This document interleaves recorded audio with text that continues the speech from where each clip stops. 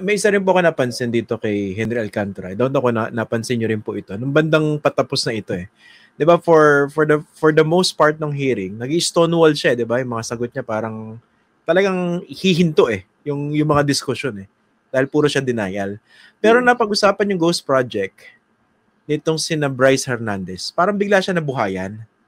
Yung para bang bigla siya nagkaroon ng righteous indignation na hindi raw siya involved doon.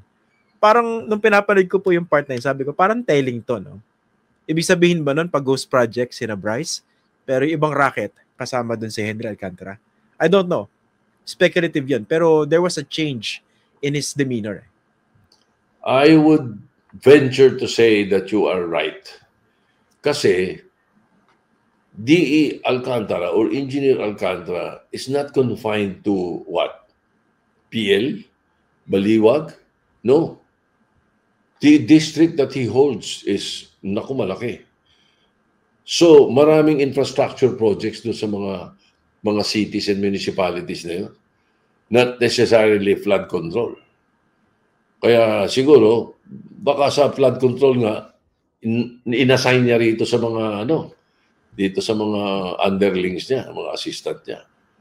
Baka ganun. Kaya tama yung analysis mo na pag flood control pinag-uusapan, parang malakas ang loob niya. Parang tama siya di ba? Parang ako malinis. Parang malinis yung dating Baka siguro yung yung sa po, right. Yung scandalous na salapi, no? Parang wala masyado yata nagtanong ng mga senador kay Henry Alcantara. Di ba lumabas na yung full picture niya? Mukha siya nagpa-facilitate po ng distribution. Parang wala nagtanong na, anong ginagawa mo dyan? Ka nandyan? Ano yan? Nagising ka isang umaga tapos may pera sa harap mo. Parang wala masyadong pagtatanong po doon. Siguro nga, I don't exactly recall. Baka naman siguro kasi, baka identified na siya at inamin na niyang siya ngayon. Baka ganun, kaya hindi na tinanong.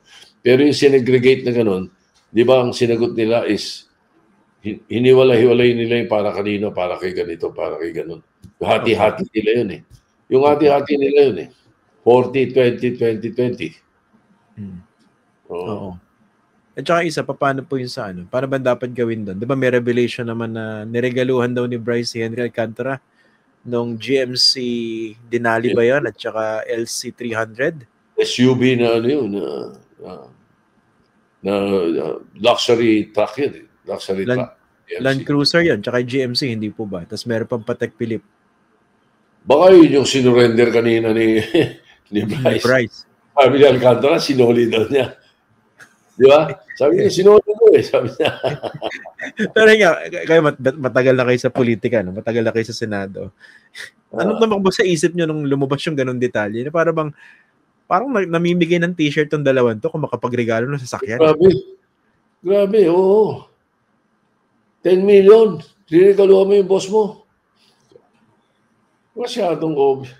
Sobrang obvious yun. Kaya ako nagtanong nun Di ba? If you will recall, ako nagtanong yun. Kasi may nag-feed sa akin ng mga veterano May nag-feed sa akin ng mga veteranong nakakaintindi ng legislation Tinext ako Sabi sa akin, tanungin mo yung GMC truck na niregalo. Kaya ako tinanong meron nga. Kaya nahuli. Tapos ang claim, hindi na regalo, hiningi raw sa kanya.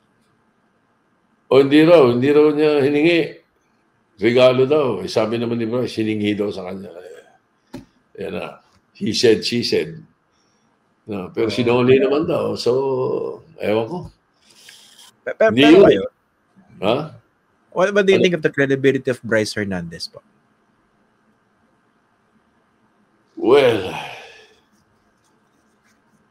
on a scale of 1 to 10? Pwede po. Siguro 7, 8, 7. Na credible. Ngayon na lang. Nung una, parang ang daming tinatago Ngayon, medyo talagang talagang bumubuhos Kaya siya napag-initan tanungin Nagsasalita Tsaka parang hindi siya sanay magsalita. Pag madaling hulihin. Parang ganun. Kaya siya napag-initan. Nadudulas eh.